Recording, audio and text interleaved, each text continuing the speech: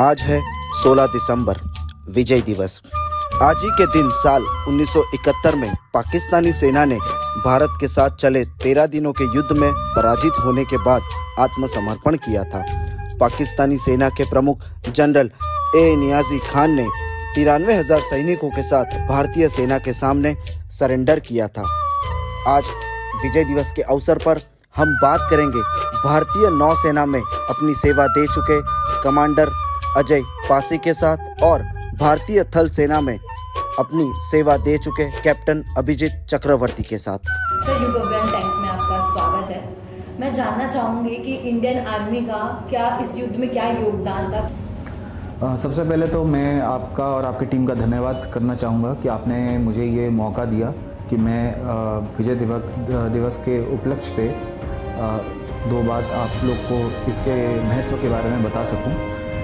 तो मैं ये बताऊंगा कि आपको अगर याद होगा, विजय दिवस में हमारे सैनिकों ने अपना एक बहुत बड़ा बलिदान दिया था और बांग्लादेश, जो कि उस समय ईस्ट पाकिस्तान के नाम से जाना जाता था, उसे आज़ादी दिलाई थी।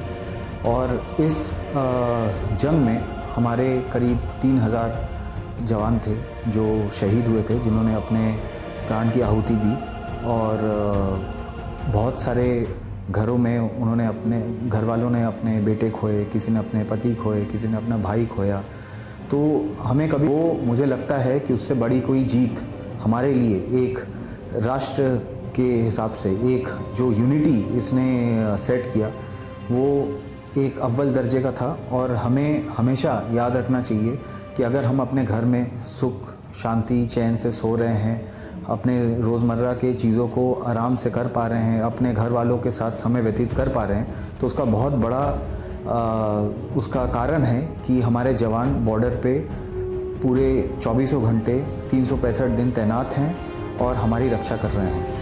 तो मैं यही कहना चाहूँगा कि विजय दिवस को हम सबको एक साथ मिल के काफ़ी ज़ोर शोर से और बहुत और हौसला अफजाई करके मनाना चाहिए, ताकि हम अपने उन वीर जवानों का, जिन्होंने अपनी जान की आहुति दी, बलिदान दिया और देश की रक्षा की, उनको हम उस दर्जे पे ला सके कि और सक्षत नमन कर सके।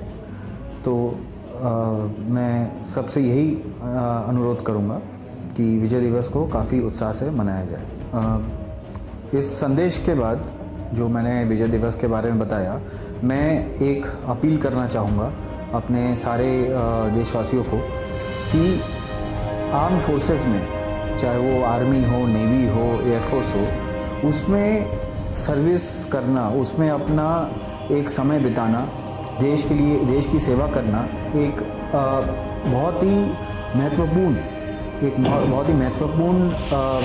एक समय होता है किसी के जीवन का, जिसमें वो एक उनकी पर्सनैलिटी एक अलग तरीके से निखर के आती है।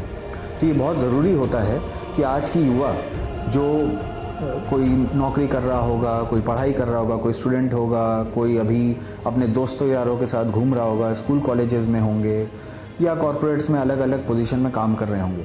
अच्छी बात है, हर कोई अपने लाइफ में अपने ही मन की कर रहा है, एंजॉय कर रहा है, करना भी चाहिए। लेकिन हमें कभी ये नहीं भूलना चाहिए कि हम जहाँ से हमारी नींव शुरू होती है, हमारे जो रूट्स हैं, वो हमारा देश है। हम यहीं पले हैं, यहीं पैदा हुए हैं, यहीं बड़े हुए हैं, और हमें जो भी मिल रहा है वो अपने देश से मिल रहा है, चाहे वो खाना हो, पीना हो, रहना हो। हमारे घर के अलावा जो हमारा घर है, वो हम बोलेंगे कि इंडिया है। तो उसकी सेवा करना एक, मेरे हिसाब से एक ऐसा चीज़ है कि एक रेस्पेक्ट की बात है, जो एक गर्व की बात है।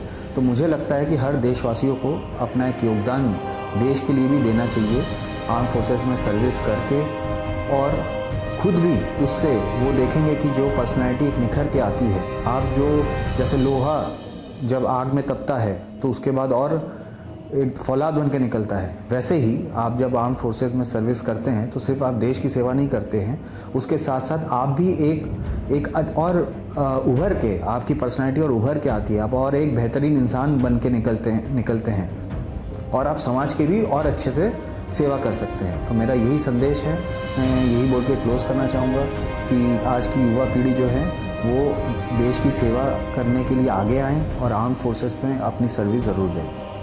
शुक्रिया अलका जी, आपने मुझे ये मौका दिया।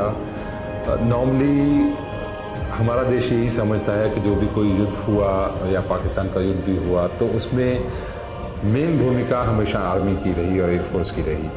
नेवी जो है वो सबसे जूनियर फोर्स है, सबसे बाद में आई है। बट इस युद्ध में नेवी का एक बहुत बड़ा रोल था, एक बहुत अहम भूमिका थी, डिसिसिव रोल था। जैसा कि पूरा देश जानता है कि ये युद्ध हमारे ऊपर थोपा गया था, 3 दिसंबर को शुरू हुआ था और 16 दिसंबर को अल्टीमेटली इसकी आधिकारिक तौर पे घोषणा कर दी गई थी कि हम जीत गए हैं। 93,000 पाकिस्तानी सोल्जर्स ने हमारे जनरल साहब के सामने सरेंडर किया था। सो वापस आते हुए कि भारतीय नौसेना का इसमें क्या रोल रहा। जो हमारे बड़े शिप्स थे, जो हमारे एयरक्राफ्ट कैरियर विक्रांत, सो उनकी तो भूमिका साफ साफ, उनकी जो डेटरेंस पावर थी, उनका जो डर था दुश्मन के दिल में, वो सब तो साफ साफ था। बट जो सबसे बड़ी चतुराई, सबसे बड़ी टैक्टिक्स यूज़ की हमारे नेवी ने, हमारे एडमिरल्स ने, वो था कि एक हमारे पास होती हैं छोटी boats, we call them missile boats. वो बोट की रेंज बहुत कम होती है, वो सिर्फ दिन में जाके शाम को वापस आने वाली होती हैं। तो उसमें हर एक बोट के ऊपर 4 मिसाइलें होती हैं, 2 सामने 2 पीछे। तो हमारे एडमिरल्स ने ऐसा प्लानिंग किया और हमारे अफसरों ने और नौसैनिकों ने उसको इतनी खूबसूरती से अंजाम दिया कि ओखा में वो छुपा करके ला के बोट्स रख दी गई। रात के समय में उन बोट्स को, क्योंकि वो खुद कराची तक नहीं जा सकती थी इतनी दूर, तो बड़े शिप्स के पीछे बांध के उनको टो करके कराची के पास तक लेके गए, बट इंटरनेशनल वाटर्स के अंदर जाने से पहले। अब ये तो छोटी बोट्स हैं, ये दुश्मन के रडार में आती नहीं। बड़े शिप्स आते हैं तो दुश्मन को बड़े शिप्स तो दिखाई दे रहे थे, लेकिन दुश्मन की समुद्री सीमा से जस्ट पहले ये मिसाइल बोट्स को छोड़ दिया गया। फुल स्पीड से गई हैं ये मिसाइल बोट्स। कराची पे जा करके उनकी जो रिफाइनरी थी उसके ऊपर अपनी 4-4 मिसाइल्स दाग के उसी तरह से यू टर्न बैक, दुश्मन की रीढ़ तोड़ दी, उनकी पूरी रिफाइनरी को तहस नहस कर दिया।